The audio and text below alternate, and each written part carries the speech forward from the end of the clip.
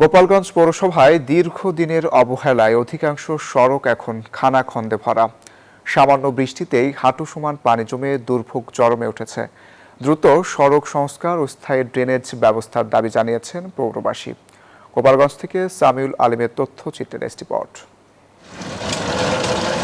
গোপালগঞ্জ পৌরসভার 10 নম্বর ওয়ার্ডের খুল্লিবাড়ি সড়ক কয়েকদিনের বৃষ্টিতেই সড়ক জুড়ে পানি জমে কোথায় গর্ত কোথায় রাস্তা তা বোঝাই দেয়।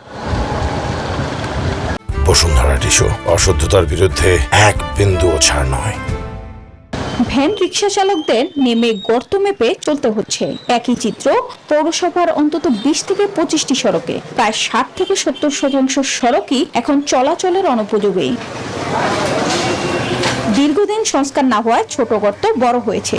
বৃষ্টিতে সেগুলো পানিতে ঢেকে বাড়ছে দুর্ঘটনা ঝুঁকি।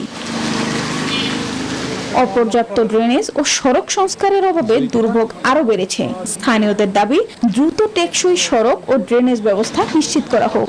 এর সাথে 2 দিন না খেয়ে থাকা যায়, কিন্তু এই দেখা যায় না।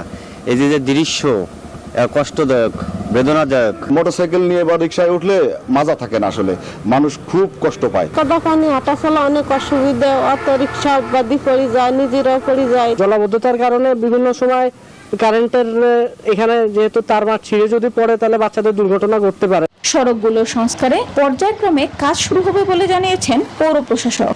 গোপালগঞ্জ পৌরবাসী কিছু সমস্যা সৃষ্টি হচ্ছে, এই বিষয়ে আমরা কাজ করছি যাতে রাস্তাগুলো স্থায়ীভাবে ঠিক হয়ে যায়। সাময়িক সংস্কার নয়, টেকসই সড়ক ও আধুনিক ড্রেনেজ ব্যবস্থাই এখন গোপালগঞ্জ পৌরবাসীর প্রধান দাবি। Desk report, news 24।